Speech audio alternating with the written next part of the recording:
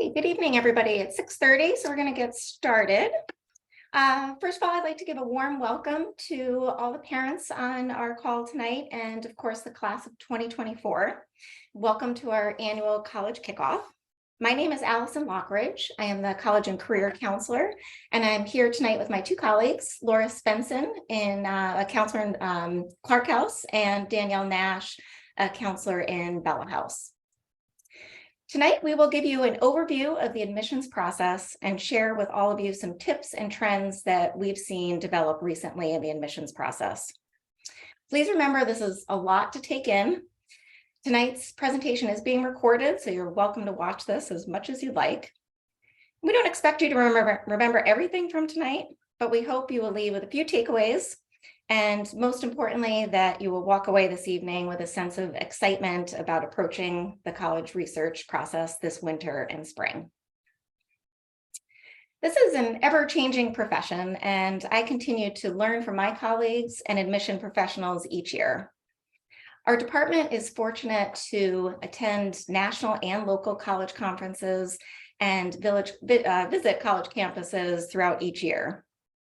Due to these networking opportunities, we have very strong relationships with college admission counselors from all across the country. So be sure to consult and listen to your counselor and use all of the resources that are available in our department.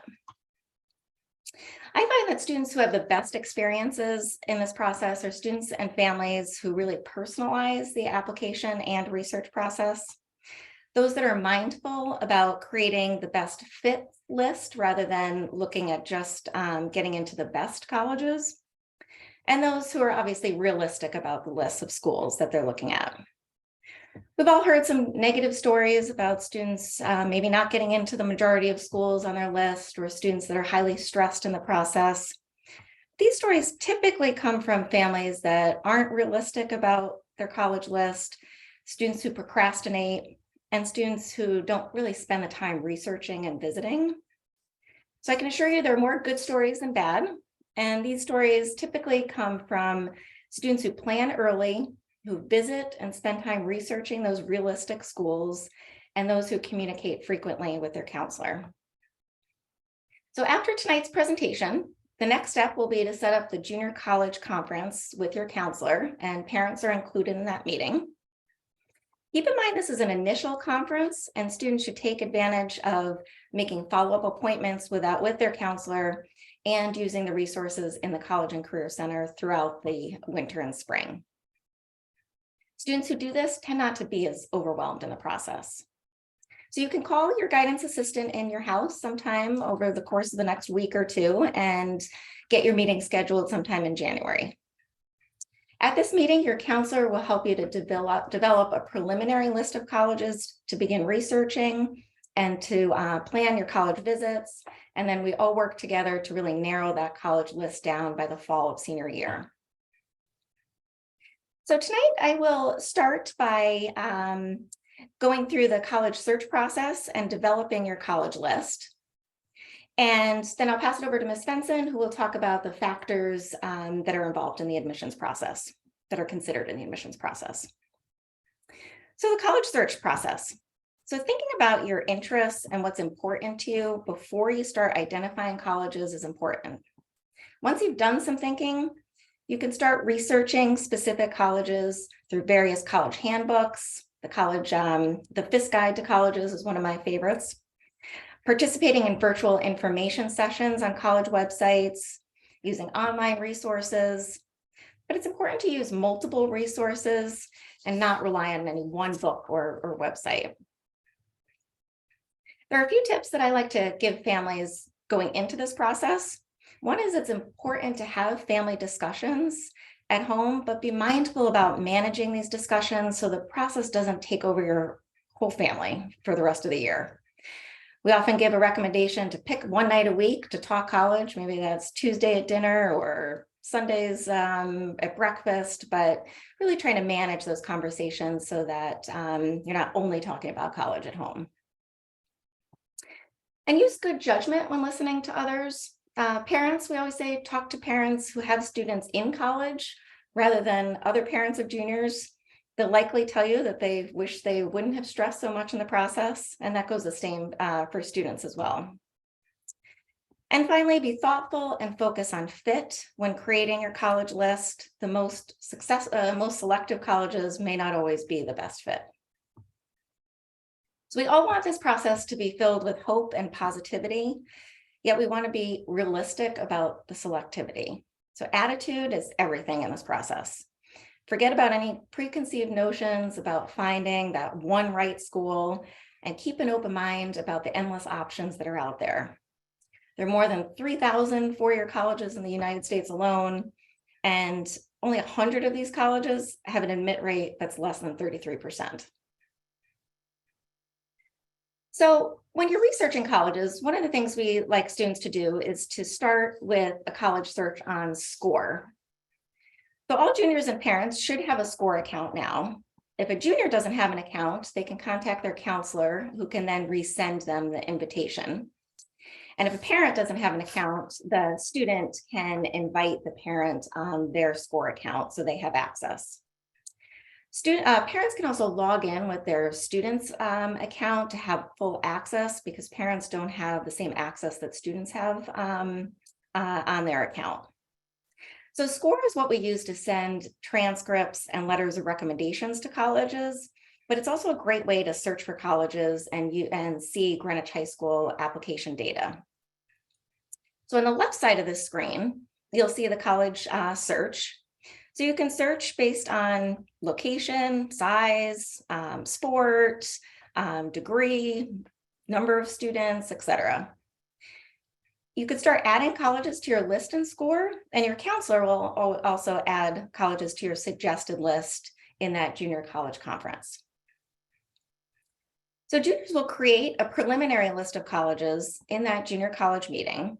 We don't expect you to do this all on your own, but we do ask that juniors start with a college search in SCORE and kind of go through the search before the junior conference, just to get you starting to think about different things like location and size and major. So what factors should you be considering when you're creating your list? So first of all, location and size. These are two areas that I always suggest keeping an open mind when you're really considering location and size.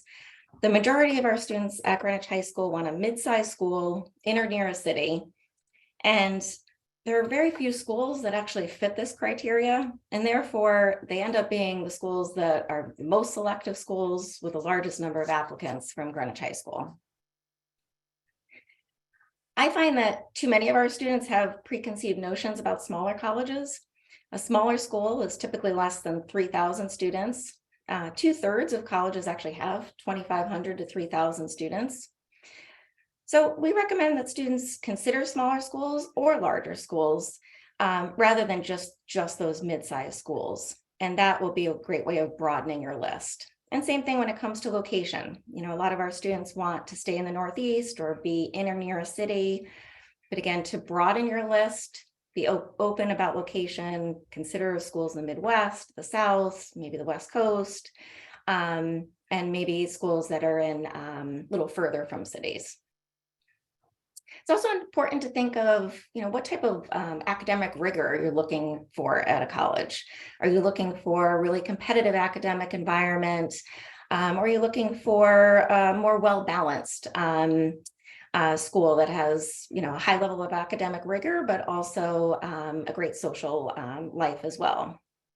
Obviously, thinking about major or areas of interest. Social life, things like Greek life on campus. Do you want a school with a lot of school spirit? Certainly thinking about financial aid and scholarships and just the overall cost of colleges. That's an important conversation to be having at home, especially right now if you haven't had that conversation yet. But I always recommend going out of your first set of visits, if you haven't visited yet before, and seeing a big school, seeing a small school, seeing a school in a city and in a rural area, and just looking at different types of schools. And it doesn't mean you have to drive far for those schools. You can do some of those local schools, but just to get a sense of different types of campuses. Okay, so, oops, sorry, here. Okay, so creating your college list here. So we like to look at this bell curve here, and we want our students to become experts on every college on their list. And students should be happy to attend any colleges that are on their final list, especially those schools that are in the likely section. So college lists will be long now, but they should be narrowed down to approximately 10 to 12 colleges in the fall, around 2 likely schools, 2 to 3 reach schools, and the rest in that high target range. So how do you really determine where a college fits in this bell curve? So first of all, this screenshot here is from SCORE. So it's important to look at the application data from Greenwich High School, not just the overall admit rates. So you can do this a number of ways. One, you can look at the scattergram on SCORE. You'll see the green are all accepted, the red are not accepted, and it's based on GPA and testing. So you'll see a little picture of where you fall. If you're with a lot of the greens, it might be more of a likely or target school. If you're down here with the majority of reds, that school might be too far of a reach for you. We do recommend that you focus on the majority rather than the outlier on these scattergrams, though. We often say, well, this one student got in, that's, way down here, maybe I might get in. Those outliers could be, so first of all, the data is not perfect, could be a mistake in here. Could be somebody that had, that was likely recruited for athletics, had strong legacy. So there's a lot of other factors, obviously, then that go beyond just the testing and GPA. So this is available in SCORE, and you'll be able to see this when you pull different schools up. And the second resource that we highly recommend juniors use is called College Kickstart. This is our second year using College Kickstart. So juniors use SCORE to send school documents and to search for colleges. But once they have a preliminary college list, they can use College Kickstart as a tool to help balance their list. So all juniors will receive an email the first week in January. And we will be meeting with juniors as well through counselor advisory to help them with this. And then they'll get access to College Kickstart. So right now you don't have access, but you will in early January. As I mentioned, this is our second year using Kickstart. We found our current seniors who used Kickstart found it instrumental in their list development. Parents do not have a separate account, so they can log in with their student. So like SCORE, College Kickstart uses Greenwich High School historical data from the past 2 application cycles. It's an excellent tool to help students determine the selectivity of colleges as a student applying from Greenwich High School. It can really help students look at strategy, such as whether they should consider applying test optional, which we're going to talk about a little bit later, and whether they should consider applying early decision or early action. Students can run their college list in Kickstart, and they receive a letter grade, as you'll see here on the slide. 80% of lists start off too aggressive. So then students start adding schools or reordering schools, and that grade hopefully continues to go up. How you apply is also a factor when deciding whether a school is in a target or reach range. So early decision has larger acceptance rates, but it's binding. So if you're admitted, you must attend. There are pluses and minuses of early decision. Some schools might be a reach if you apply regular decision, but might be more in your target range if you apply early decision. So the application data that you're looking at in Kickstart and in SCORE will show you how students apply. Do they apply regular decision, early action, or early decision, which can be helpful. So in addition to using Kickstart for your list development, it can really be an excellent resource for simplifying the application process. So students can track key application requirements for each school in here. So this is a student's list. And as you can see, everything is in one place here. And if I hover over each area, it'll take me right to that section of their website. So Colorado College has flexible standardized testing. If I want to see what that means, I can just click on flexible. It says whether they offer interviews, what the supplemental essays are, what recommendations are required. So it can really help you get organized about the requirements. And all of the information in here is 100% accurate. It's all in one place. And it just saves students time from navigating and searching all over different college websites. The other piece that we love about Kickstart is looking at affordability as part of your plan. So again, this is an example of a student's college list in here, and you can see the average merit scholarships. Merit scholarships are awarded to students based on their GPA. And not all colleges offer merit scholarships, and some offer more than others. So this is an excellent way to see the average merit award given to students and the percentage of students getting financial aid. And again, if you hover over these areas, it will take you right to that section of the college website. So we hope you will all take advantage of College Kickstart in addition to SCORE. And then finally, the last resource to use application data is called the Greenwich High School College Book. So we print the information, the application data from the prior year and put it into a book. And it's not available online, it's all printed. But students love it. They like to see a visual of where they fall in an application, in a college applicant pool. These books are available in the media center, so students can take the book home overnight. Some students choose to make copies of it. That's their choice. But the Greenwich High School College Book is always in high demand. So definitely have your student check that out in the media center. So I'm going to turn it over now to Ms. Svensson, who's going to talk about getting out there and visiting schools, and again, what factors are really considered in admissions. Thank you, Allison, and good evening, everyone. Thanks for joining us tonight. So I know that we touched on it briefly, talking about the importance of going to actually visit college campuses, but I really want to dive into that and talk about why it's so important. I think as of students, parents, we have general ideas about what a certain college might look like based on things that we've heard about.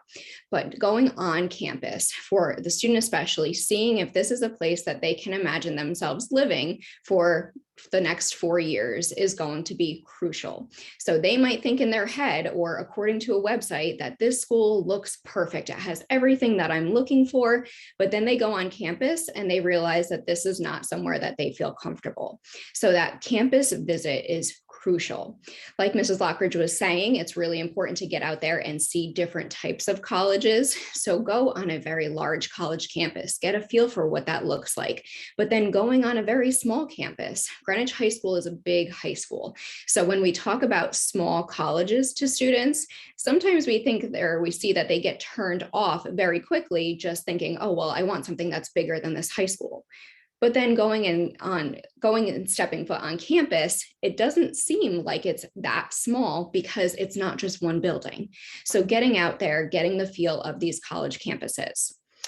A good thing that came out of COVID is that almost every single college has virtual offerings now for both campus tours and for information sessions.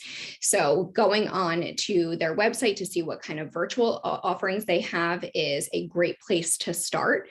However, I always do caution those virtual campus tours because you're seeing for the most part what they want you to see. So just like any advertisement, they're able to take their time, they're able to edit. So what you might get on a virtual campus tour might look a little different if you go and step foot on campus. However, it's a great place to start to see some of those main buildings. So checking the admissions website is always a fantastic place to start. They will tell you if they have virtual offerings. They will tell you about in-person offerings as well. So if you are going for a college visit, we always recommend checking their website first. You always want to see if they have a general information session, if they have general campus tour dates. But even if they don't, most colleges will still allow you to come on campus, but it's good to check in with them because they might be able to arrange arrange a student to give a tour. They might be able to arrange you to sit in a class. So just because they don't have okay, you were planning on going on this day, they don't have a general campus tour, doesn't necessarily mean you can't go. What we always recommend is that if you think that there's a few colleges within one general area that you want to go visit, call each of those schools and devise a plan to go and visit each one. You want to make sure that you're visiting those key spots. So you're checking out the dining hall. You make sure that they have some dining options that you're interested in. You look at the residence halls, make sure that this is someplace you feel comfortable living. You want to make sure that as you're walking around campus at all times of the day, do you feel safe? These are all questions that are really important to ask yourself while you're on campus. It's also really good to take notes, because as you start applying to colleges and as you are filling out some of the supplemental questions, a very popular supplemental question is, why us? And it's a really good thing if you can put in there some of the things that you noticed on your campus visit that really stood out to you. And listening to your gut, you will know where you feel comfortable. I always throw out the example of when I was going through the process myself, this one college seemed perfect. They had everything. Their website had everything I was looking for. And then I drove onto campus and I didn't even step out of the car because I realized it was not the place for me. So listening to your gut is important. Next one. Okay, so in talking about the application and the factors that are considered, there's many moving parts to it, and many colleges will say that they take a holistic approach in reviewing applications, which means they're not just looking at a GPA, they're not just looking at test scores, they're taking the whole picture into account. So it's really important to understand that the transcript, however, is the most important factor of the college application process. So the transcript is going to lay out all of the classes that the student has taken through high school. But what's also important to know is that it's only the final grade that appears on the transcript. You do not see individual marking period grades. You do not see midterm or final exam grades. So as you're sitting with your counselor for your junior conference, we'll review your transcripts with you, and we'll kind of point out those important aspects of your transcript. So in addition to the courses that you take, they will see the final grade received, and they will see the level of rigor. So they will see if it's a college prep class, an honors class, an AP class. So when they're considering the level of classes that you've taken, kind of combined with your prospective major, that also comes into play. Another important thing that a lot of our kids get tripped up on is senior year grades. So I know that there's that assumption out there that junior year is the most important year. To some respect, that's true because it's the last year of final grades that colleges are going to see. However, many colleges will ask to see either first quarter grades or first semester grades senior year before they make an admissions decision. So if they see that, okay, you had awesome grades your junior year, but now I see your first quarter grades or your first semester grades senior year, and it seems like you got some senioritis, you're not really doing what you need to do, they will decide, or they can decide, not to accept you based on those senior year grades. So as important as junior year grades are, senior year grades are just as important. I also did want to mention that aside from all of this, when we do start, oh no, next, sorry, Allison, next slide.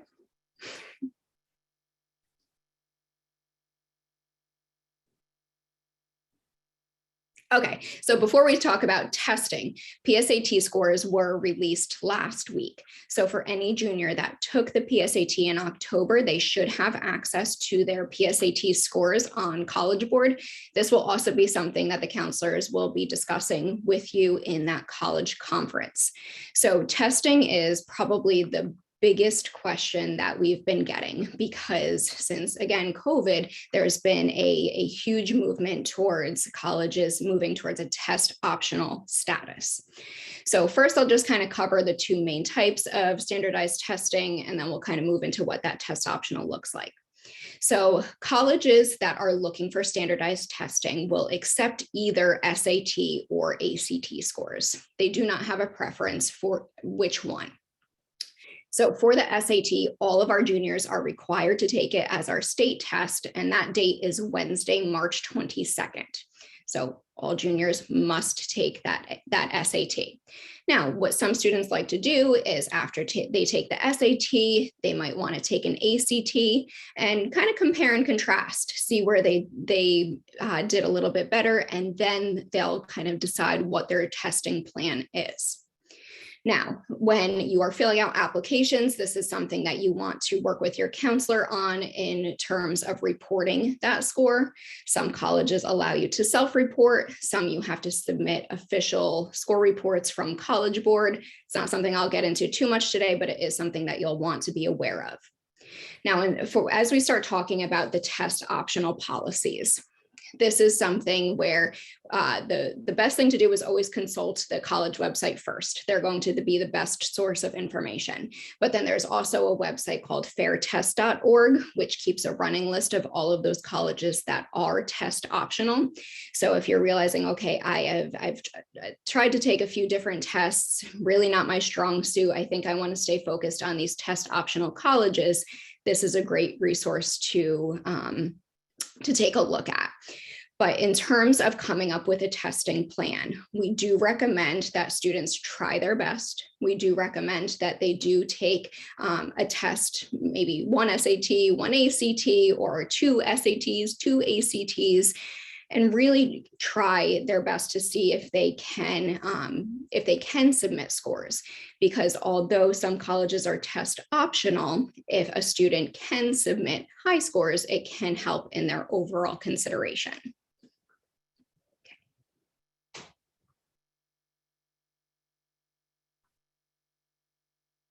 Next slide.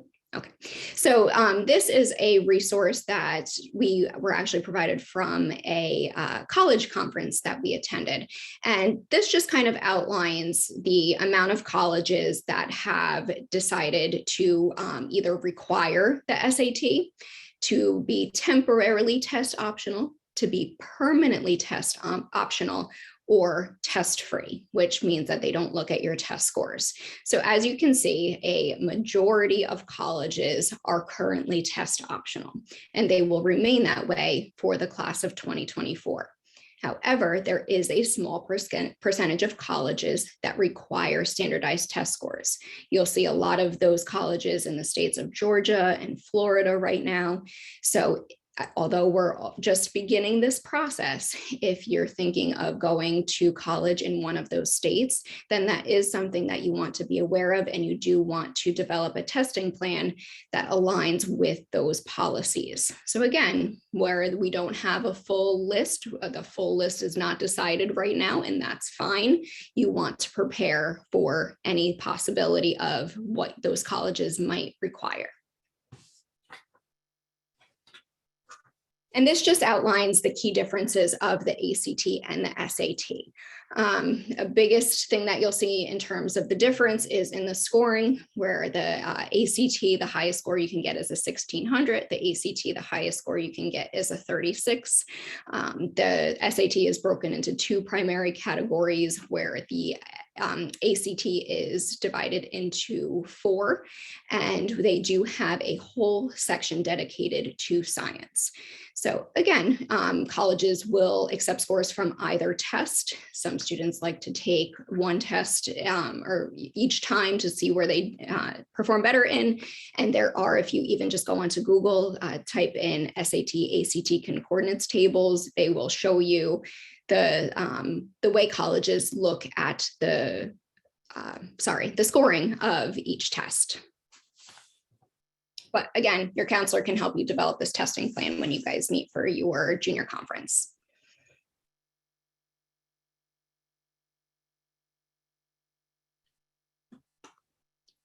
So other factors that are considered.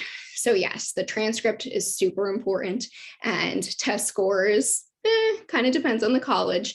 The other factors that they take in this holistic approach. your college essay. And we put a lot of emphasis on this college essay because this is the college's opportunity to get to know the student as a person, aside from their test scores and GPA and activities, which most students have. The college essay is able to give them some insight into who the student is as a person. So we have plenty of resources on our website on how to write a college essay.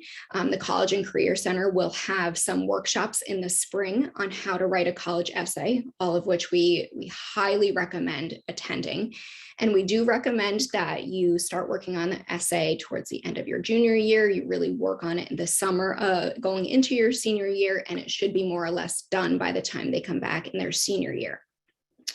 Letters of recommendation. Again, these are really good anecdotes to get from people who know the students the best. So we do require a certain number of, well, most colleges require a certain number of letters of recommendation. So we tell the students to ask 2 teachers for letters of recommendation, and then they will have a counselor letter of recommendation. Other things that are considered, demographics. So we have what we call a school profile that is sent in addition to all of the school documents that lets colleges know how Greenwich is as a community, our makeup of our population, so that they know what they should be expecting from students that come from Greenwich. Demonstrated interest. So some schools are very interested in demonstrated interest, some don't pay it any mind. Demonstrated interest is whether or not you have explicitly expressed interest in a particular college. Ways to do that are by going on campus visits, registering for virtual college information sessions or virtual tours, going onto their website and saying, send me information. Getting your name out there to the college lets them know that you have demonstrated interest. With the Common Application, it is so easy to apply to so many different colleges that some colleges really want to know, but how interested are you in us? So again, College Kickstart is a great place to see if they consider demonstrated interest. Extracurricular activities. Obviously, this is something that we preach from the beginning of high school, to get involved, build that resume. So those are things that you want to start compiling a list of. If you have not already, if you don't have a resume up and going, start thinking of all of the things that you've been involved in. Make a comprehensive list, because making that list now will make it easier to just enter it into your applications as you go.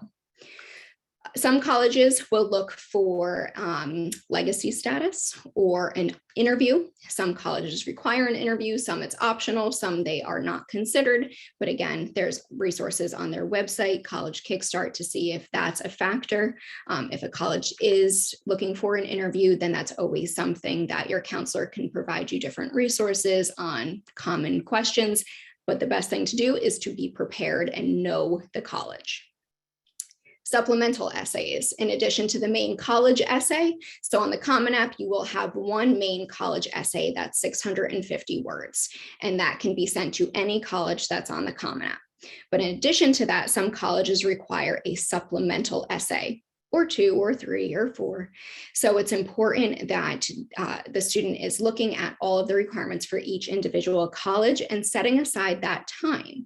Now, the supplemental essays are usually shorter in length, usually around 250 words or less, but it still requires a lot of time, consideration, thought, preparation to make sure that they are writing a really nice supplemental essay. So making sure that they have all of those requirements, looking at College Kickstart and getting their ducks in a row prior to their senior year. And then special talents. So obviously, if they are being recruited or if they are looking for an art school, music, theater, might need a portfolio, an audition or something special. But again, that will be a case-by-case basis.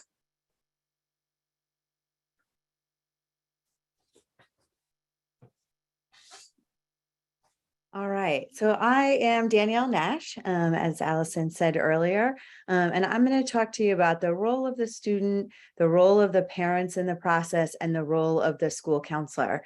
For those of you that don't know me, I also have a high school senior myself and a son who's a junior in college. So I can tell you I have survived this process fully once, and I'm almost there. Fortunate to say that my own daughter has some acceptances already in hand. So I, bring to the table that personal experience as well as that of a longtime high school counselor. Hopefully it goes without saying that the role of the student really is to take ownership of this process, right?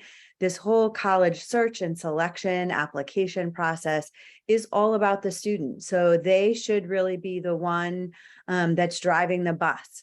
One of my former coworkers used to use a baseball analogy, and he would say the kids are the ones who are out there on the field.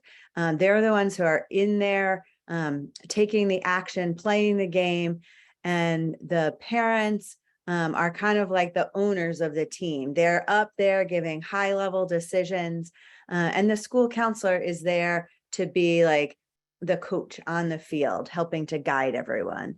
So if we keep that analogy in mind as we go, as the kids are the ones there in the trenches playing the game, we've already spoken about the importance of the college essay. In addition to spending the time writing that, we want the students to be responsible with their essay, really making sure that they're submitting an essay that they're proud of, that they've had their counselor or their teacher review, or another trusted adult that they feel like can help guide them and make sure the essay is exactly what they want to submit. The essay is really the one factor by the time senior year rolls around that the kids have fully in their control, that they can work on it and polish it till they feel super happy and proud with what they're submitting. Obviously, deadlines are important, and not just the deadlines for the college. I had a student one time say to me, they had the whole college process like totally under control. I shouldn't worry, except that I was speaking to that student 2 days before their deadline, and I had none of the documents I needed in order to write a counselor letter of recommendation. That student had not spoken to me at all about the colleges they were planning on applying to. So the deadlines aren't just the deadlines for the college, but they're the deadlines for Greenwich High School, for the teachers that are writing your letters of recommendation. Many times teachers will ask for some kind of questionnaire or survey that will help guide their letter of recommendation. And we'll meet again in the fall of senior year. Each of the kids will meet with their school counselor, and we'll kind of go over the fall deadlines. But for students who have a November 1st or November 15th deadline, we're looking to get the things that we need to write our letter well in advance of that. And we're looking for the kids to use SCORE and move the colleges that they're planning to apply to into that planning to apply to category of SCORE by October 1st.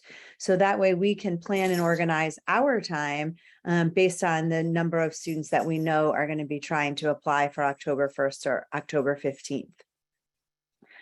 For students that decide that they are going to be using testing as a part of the process, if the colleges are requiring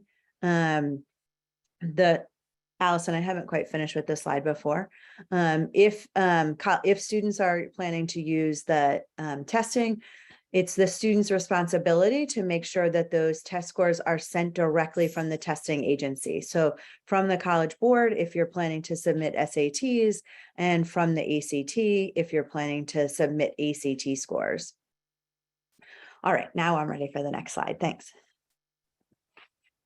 All right, and so here's some things that students should not do, right? So the little owls there, hopefully that looks like us right now as we just get you guys all started. That little owl on the right-hand side is probably what I looked like the day that student came into my office and told me they had everything under control, even though I had nothing. I was like, wait, what do you mean? So other things that students should not do, you should not change your list of colleges. The school counselor will meet with our students in a group setting in the first couple of weeks of school, but then we're also going to have a one-on-one conversation with each of the seniors.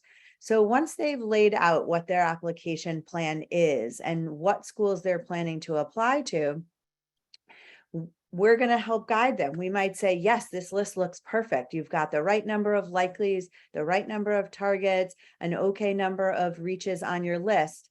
And so when you leave that conversation, students should not then change their list around without coming back and having another conversation.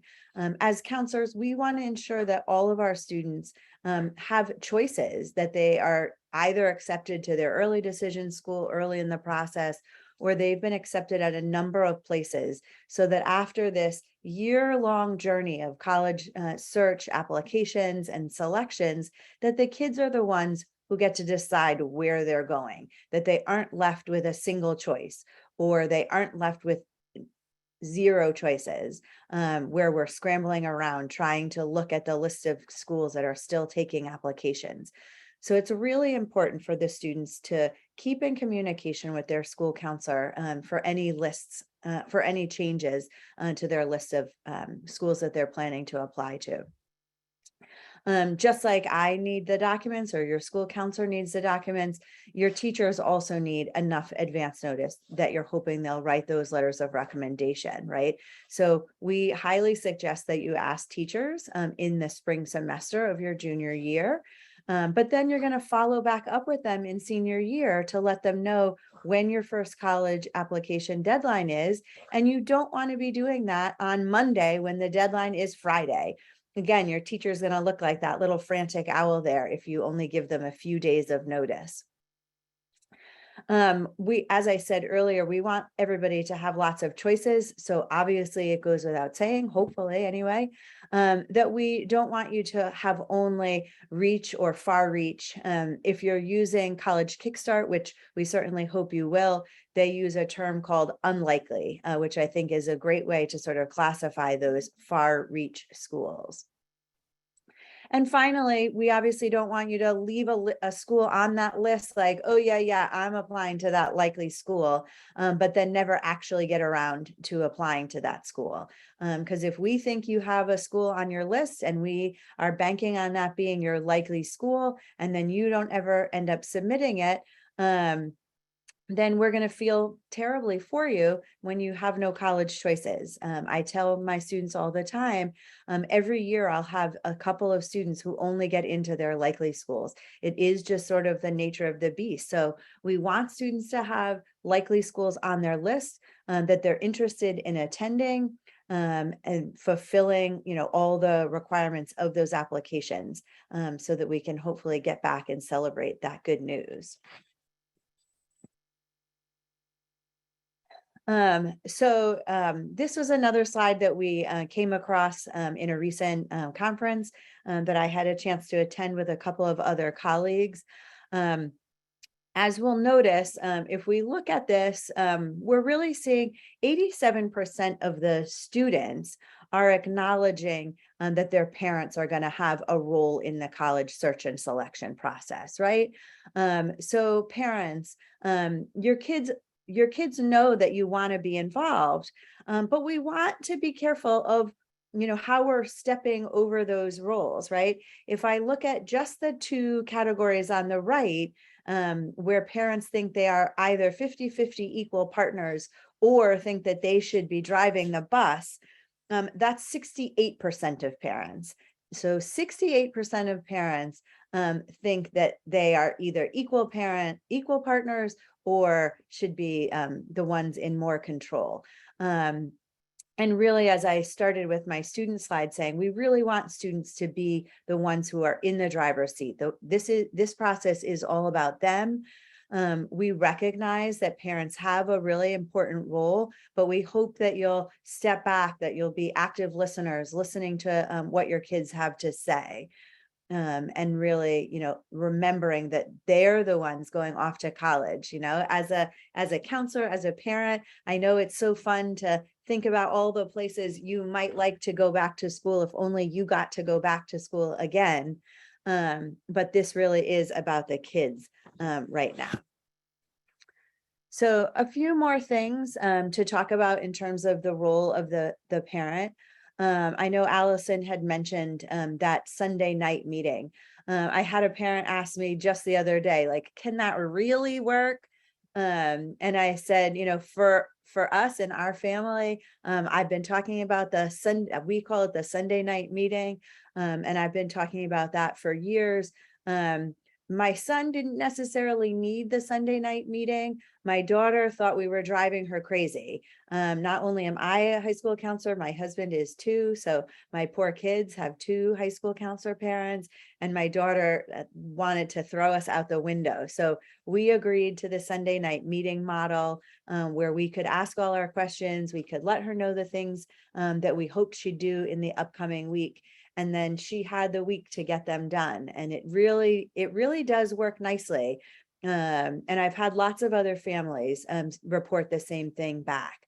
It does probably more on the part of the parent require some self-restraint to not feel like you're like on your kids, but stepping back and giving them the space and the time to do what we need them to do.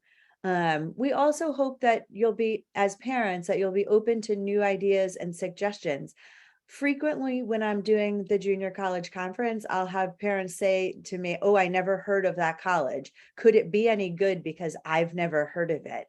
As Allison said, there are over 3,000 colleges and universities.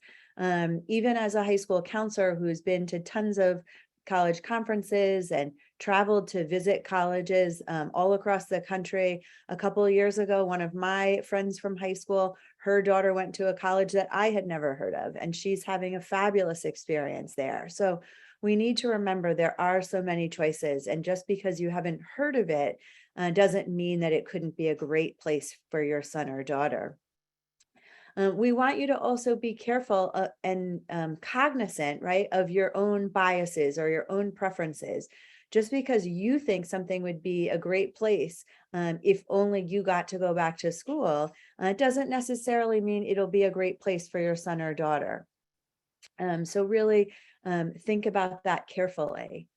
We also really want to encourage parents to think about an ethical approach in the college admissions process. I was working with a student over the summer, and he reached out and said, "Hey, Mrs. Nash, I was working with a private college counselor, and they told me it's okay to apply to multiple ED schools," right? So the point of early decision is that you are committed, and that if you are accepted, you will attend that school. Your high school counselor has to sign off that we've spoken with the student and the parents about that. And I really appreciated that he knew that he was getting unethical advice from a private college counselor. So really think about, the ethical approach to this as you go through the process. And then just a reminder, hopefully it goes without saying, the applications are the kids' applications. The kids are the ones who are expected to complete those applications. Certainly some support along the way, is fine, but this is their application. Then moving on to the role of the counselor, right? So as I said earlier, you can kind of think of us as a coach in this whole process. We're going to offer suggestions to students. When we have that junior college conference, I tell my students and my families they're welcome to reach out and ask questions at any point. I speak for all of the counselors, like when our doors are open, we're happy to have kids pop by and ask questions so that we can, guide them in this exciting journey. We really want to help, as I've sort of said, hopefully I can't say it too much. We want students to have a balanced list and a realistic list. We want, after all of the time that you're going to spend researching schools, visiting schools, writing essays, completing the applications, we want kids who are going to be happy and excited about the choices that they have at the end of the process. So we put a lot of emphasis on that list development. And then, of course, as we've mentioned, the counselors will be writing a letter of recommendation. And again, I think I speak for all the counselors at the high school that we really pride ourselves in writing very personal letters of recommendation for each of our students. And so we do put time and energy into these. And so that's a way that we're able to help support the students in the application process, bringing some information to light that the admissions offices can consider in the process. For many families, financing your education is going to be an important piece of the puzzle. I always want to encourage families to have conversations about the finances upfront. Again, as a school counselor, it's been heartbreaking for me over the years when I have a student who comes into my office in April to tell me they did all the hard work, they've gotten into their dream school, and just now they've heard from their parents that their family can't afford it. Mrs. Nash, can't you figure out how to help me borrow $50,000? And I say to them, could I tell you how you could? Would it be wise to do that? $50,000 times 4 years. That seems like a lot of debt for a young person to be taking on. So it's really important to have those conversations about finances upfront if those are going to be something that's important to your family. There are online tools that you can use now early in the process to the FAFSA, which is the free application for federal student aid. There is an expected family contribution calculator. So I say to people, as soon as you get those 2022 taxes done in just a few weeks, you'll have the numbers to be able to plug those accurate numbers. The 2022 taxes are the returns that you will be using when your students apply officially for financial aid. So the estimates on your expected family contribution are going to be pretty accurate. At some point, the federal government is going to shift us to that student aid index. But right now, if you go on to those calculators, you'll still see them called the expected family contribution. And that's going to give you a sense of what the federal government expects your family to be able to pay for your student to go to college next year. And some families are going to feel like that number is really manageable. And some families are going to feel like, wow, they think I have that much money. And if that's the case that you fall into with your family, then we really want to spend some time, and the counselors can help you with this, talking about schools that offer strong merit scholarships. And earlier, Allison showed the slide, the College Kickstart, really does a great job of outlining which schools offer merit scholarships. What I would say is the more of a likely school a school is for your son or daughter, the greater amount that merit scholarship is likely to be.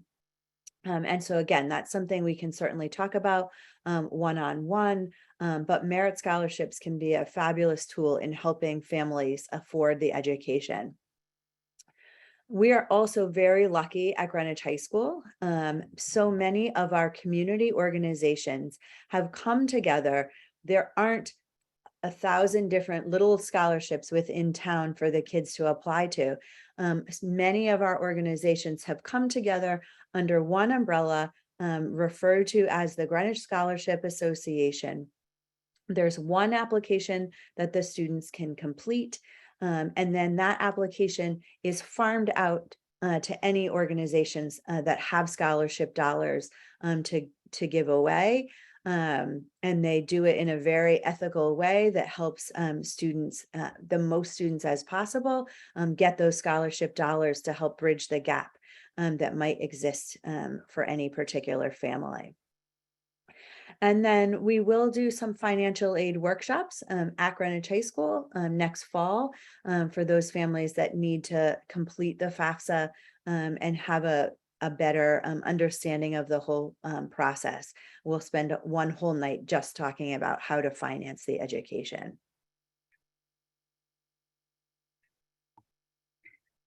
Okay, I'm just going to touch on a couple slides here. One is on the College and Career Center.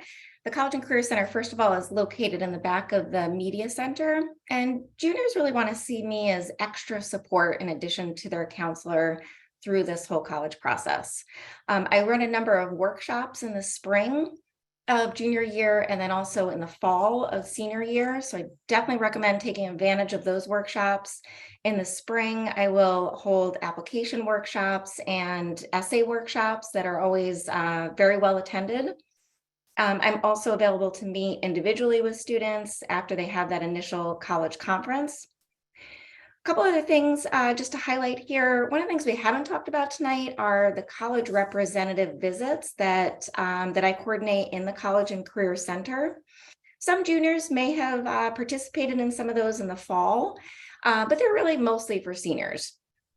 But they're an excellent way to show demonstrated interest, as Ms. Svensson talked about a little earlier. So they're basically like little information sessions that are offered in the College and Career Center by a college admissions counselor. So let's just say you're interested in Fordham University.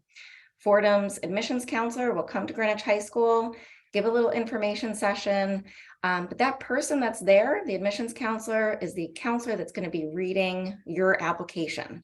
So you fill out a little card or scan a QR code, and they know that you were there. So it can be really helpful to show interest, but to also just ask great questions as well. So I do coordinate those in the fall. They're between September and November. I also email the College and Career Update, which is a newsletter that we put out every week. So I have been emailing that every Friday. Hopefully you're reading it. If not, I would definitely start to. I house all of the scholarship information in there, the college visits in the fall, and really any college-related events that we hear about or that we're offering at the high school. Okay, next, the Common Application. So most colleges take the Common Application. We recommend that juniors create a Common App account in the spring. The 2023-24 application becomes live on August 1st, but as you can hear tonight, and as you've heard tonight, this process is a lot, and it can be, there's a lot of moving pieces.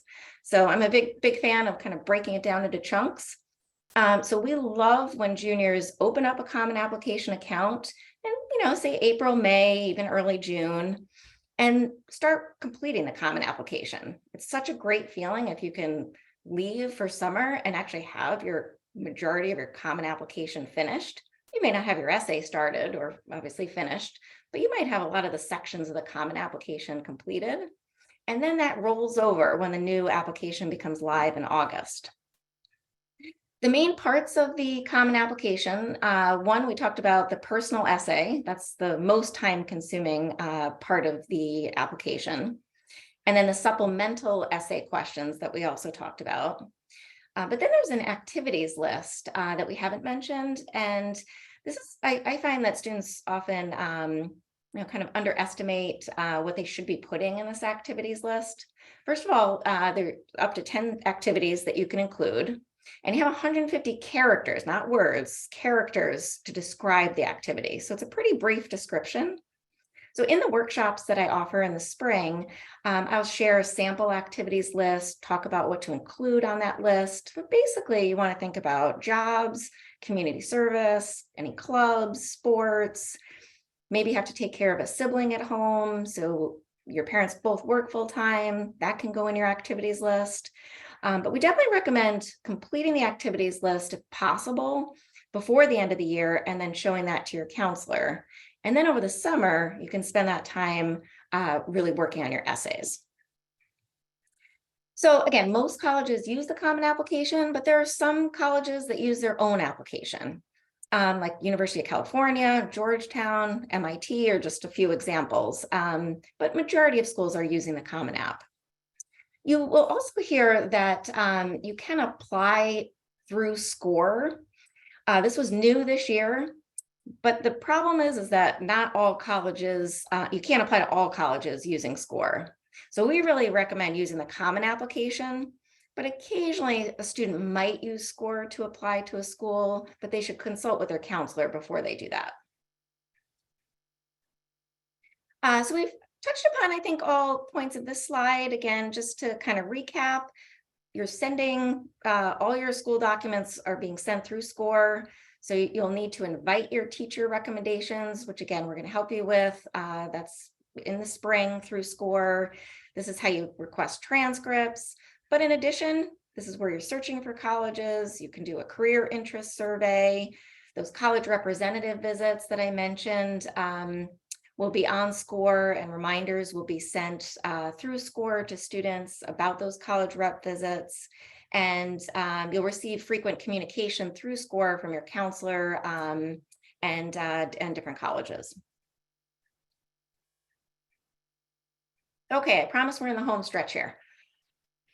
So just touching upon the letters of recommendation, because this is something that absolutely has to happen junior year. So each counselor in each house is going to require a few different documents from the student and parents in order to kind of complete their recommendation package. So in order to write the counselor letter of recommendation, the counselors will require a brag sheet, which asks a whole bunch of very specific questions for the student to answer. And along with that, complete an activity sheet or attach a resume if they already have one. We also ask the parents to complete a brag sheet, because who knows your son or daughter better than you? So we ask for some sentiments from you to share with the counselors in writing the letter of recommendation. We will also ask for informal comments or recommendations, and this can be from a variety of people, but we're gaining all of this or asking for all of this information to be able to write the most detailed and specific letter of recommendation on behalf of your son or daughter. So we want to hear from the people who know them best. So this can be from an employer, this can be from a coach, this can be from a community service supervisor, or a club supervisor.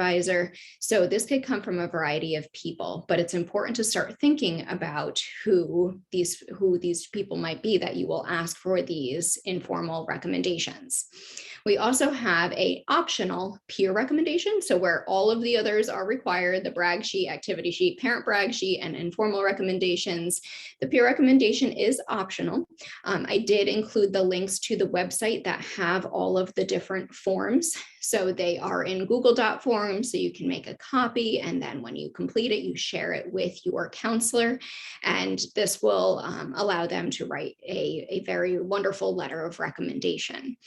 So once the PowerPoint is shared, you should have access to those links, but it is found on our website under the school counseling department as well.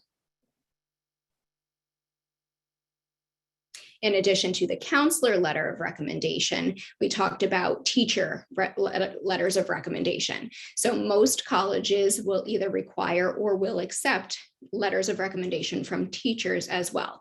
So we encourage students to ask 2 teachers and 2 teachers only. And we usually recommend that they ask 1 teacher within a STEM field and 1 teacher within a humanities. Usually we tell them to ask a junior year teacher, but if they don't feel like they were especially connected to a junior year teacher, they can ask a sophomore teacher. We usually refrain from asking or recommending that they ask freshman year teachers, because they had them so long ago. So much growing can happen between freshman year and now, unless they had them again.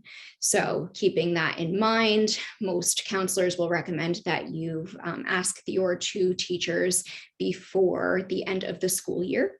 And some teachers will ask for a recommendation form. It's really important that you are not giving them the same brag sheet that you provided to your school counselor, because what the teacher should be writing about is really about your abilities inside a classroom in that kind of environment, where the counselor is really painting the overall bigger picture of you.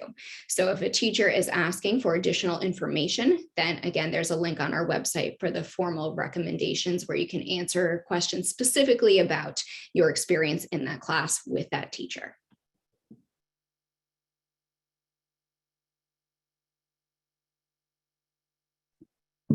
All right, so I'm going to pick it up and finish us off here.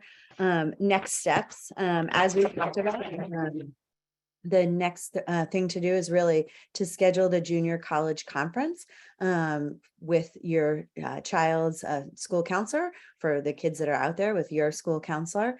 I know in Bella House, the phones have been ringing off the hook. Mrs. Carino has been talking to lots of families, setting those conferences up for this week and for January when we get back from the vacation. So that's your next step. We want you to think about the timing for your campus visits. As we'll talk about in those college conferences, for my students, as I reminded you guys in an email last week, February vacation, April vacation are great times to visit college campuses, because you'll be able to see the campus when it's all abuzz, when students are in the dining halls, when they're out and about going to class, they're in the athletic facilities. So you'll really be able to see the campus when it's in full swing. Saturday tours and big open house programs are great, but college kids are probably having a lazy day on a Saturday. Maybe they're in the library studying, but a lot of them are just kind of relaxing in their dorms. So you're not going to get the same sense of the campus. And likewise, the same would hold true for summer. So we really want families to think about when they can do those visits. If February and April vacation aren't going to be possibilities, thinking about taking a day or two off from school so that you could see those campuses on a Thursday and a Friday, or a Monday and a Tuesday, might be other ways to squeeze in some visits when school is in session. Obviously, we've talked about earlier in this presentation, coming up with a standardized testing plan. So again, that's something you'll talk with your counselor about in your junior college conference. And again, as we just talked about those letters of recommendation, that's something, again, some students are going to right away be like, oh, I want to ask this teacher. And other kids, it's helpful for them to talk through, the different options and why they're thinking of different teachers. And hopefully the kids can leave that junior college conference with an idea of who they'd like to ask, and can go out and get those people on board to write their letters in the next few months. And finally, hopefully it goes without saying, for students who have had good, strong grades, you want to keep your grades up. You want to be thoughtful about your course selection. Probably a lot of I talk every year about the course selection process, and the importance of being really thoughtful about the courses that you select. And the same certainly holds true for your senior year courses. For those of you who are on an upward trajectory, then really now is the time to keep up that strong performance. That might be something new to you, and to think about how you can challenge yourself a little bit more than maybe you have for next year's courses. All right. And then finally, I'm just going to talk briefly about what students can be doing over the summer. Obviously, getting organized, right? Thinking about, what schools are on that list. What do you need to do for those schools? Starting to write your college essay. We always like to say that July is a great time to get a draft of that main Common App essay written, if you haven't already done that in an English class or anything like that. And then August is a great time to start looking at the supplements. And we say August because the application for the class of 2024 will go live on August 1st. So although the students can set up their application this spring, the 2024 application will go live August 1st. And so then students will be able to see what those supplemental questions for any of the schools that they're applying to are going to be. My seniors that finish the common application before coming back for the start of senior year are definitely the ones who are feeling like they're positioned really well to get senior year kicked off. So I can't stress enough how much it'll pay off if you spend time doing that.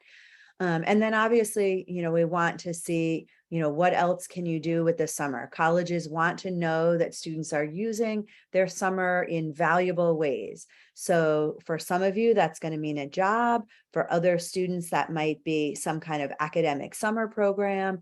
For some students, that's going to be volunteering. But again, whatever it is, we hope that students will select something that they're going to find to be valuable personally, and that it'll be something great to put on their resume. And then every summer, the school counselors and a couple of our English teachers run an essay writing workshop. So this can be a really valuable opportunity at a pretty affordable price for students who feel like they really want to work with someone to walk them step by step through the process of writing their essay. It's usually the last 2 weeks before we come back to school. It's usually in the late afternoon, Monday through Thursday, those last couple of weeks. And I definitely would say I'm proud of the essays that the kids are able to pull together in that 2-week time frame when we work with them. All right, I think we have time for a few questions. I know we have been trying to answer a few questions that people have been putting in the chat, and some that we have already flagged as answering live for everybody. So if anybody else has questions that you want to put in the chat, feel free to do that. Allison, I don't know if you want to kick it off and take one. Yeah, sure. We did get through the majority of the questions, but like Danielle mentioned, feel free to go ahead and post any questions in the chat now. There is a question, what is the difference between, or what is really restrictive early access or early admission? So that can get a little complicated. First of all, there are not many schools that offer it. It can mean different things at different schools. Generally speaking, it means that if a college offers restrictive early action, they don't want you applying early decision somewhere else. But again, not that many schools offer that. What could consider an SAT score that would get you noticed? That really varies from school to school. What we recommend is looking at the median test scores for the schools that you're considering. So what's happened since schools went test optional is the median has gone up substantially because the students that are submitting scores are high scores. So in order to submit them, they're much higher than they used to be 3 years ago. So every college will have their median scores published, but again, we can help advise you on whether or not it makes sense to submit those scores. Let's see. How does early decision impact financial aid? I don't know if you want to take that, Danielle, or. Sure. So for some, again, this is going to be a school by school question. For some schools, early decision is not really going to impact that financial aid package. Some schools are meets full needs school, and they're going to give the best financial aid package no matter what. Other schools, it may in fact impact how much merit scholarship they offer if they know that you're 100% committed to coming. So again, that's something that you probably want to talk personally with your school counselor or ask specifically to any particular college that your son or daughter might be interested in applying early decision to. I think we really answered all of the other questions. There's one final question about how many students each counselor has. Each counselor roughly has around 50 seniors on their caseload. Is that correct, Danielle and Laura? Yeah, I'd say between 45 and 50. Yeah, okay. But otherwise, we seem to have answered all the questions. Again, we know this was a lot of information covered in one evening. But again, it's being recorded. So I will send out the recording as well as the slides before the end of the week to all parents. So you will have access to that. And again, this is all going to get personalized in your conference. So this is hopefully just a very large overview. So hopefully we didn't overwhelm you. We're promised we're here every step of the way. Ask questions, meet with your counselor frequently, use resources in the College and Career Center. And we look forward to helping you really take advantage of the resources at the high school and have a great experience over the course of the next year. So everybody have a great night, and we look forward to meeting with you in person. Thanks, everyone, for joining us. Have a great night. All right, good night.